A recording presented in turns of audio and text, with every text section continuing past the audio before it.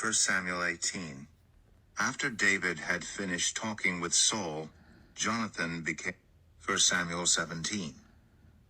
1 Samuel 18.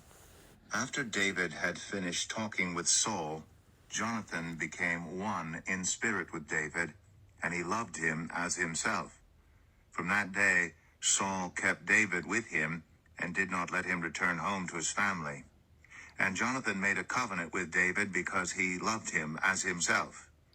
Jonathan took off the robe he was wearing and gave it to David, along with his tunic, and even his sword, his bow, and his belt. Whatever mission Saul sent him on, David was so successful that Saul gave him a high rank in the army. This pleased all the troops and Saul's officers as well.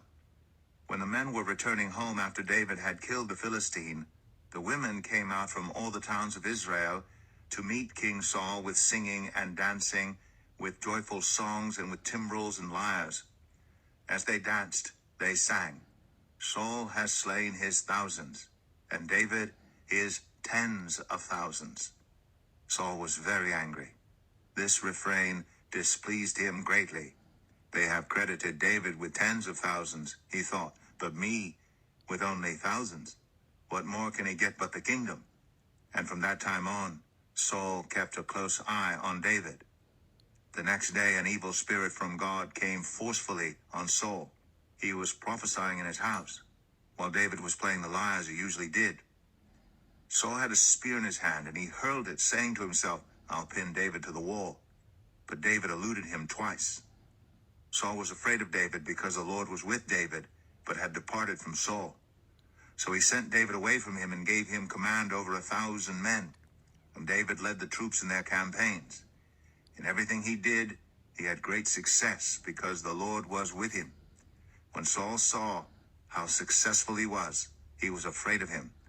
But all Israel and Judah loved David because he led them in their campaigns.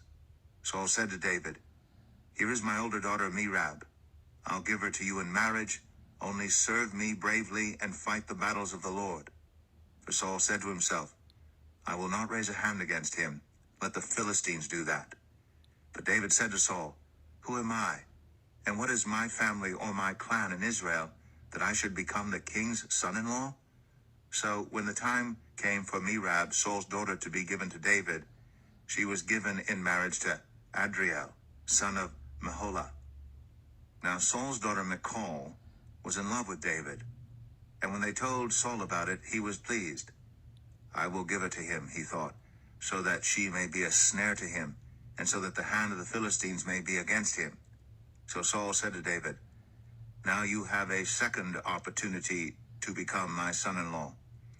Then Saul ordered his attendants, "Speak to David privately and say, 'Look, the king likes you, and his attendants all love you. Now become his son-in-law.'" They repeated these words to David, but David said, "Do you think it is a small matter to become the king's son-in-law? I'm only a poor man and little known." When Saul's servants told him what David had said, Saul replied, "Say to David, the king wants no other price for the bride than 100 Philistine foreskins to take revenge on his enemies." Saul's plan was to have David fall by the hands of the Philistines. When the attendants told David these things, he was pleased to become the king's son-in-law. So before the allotted time elapsed, David took his men with him and went out and killed 200 Philistines and brought back their foreskins. They counted out the full number to the king so that David might become the king's son-in-law. Then Saul gave him his daughter Michal in marriage. When Saul realized that the Lord was with David and that his daughter Michal loved David, Saul became still more afraid of him, and he remained his enemy the rest of his days. The Philistine commanders continued to go out to battle, and as often as they did, David met with more success than the rest of Saul's officers, and his name became well known.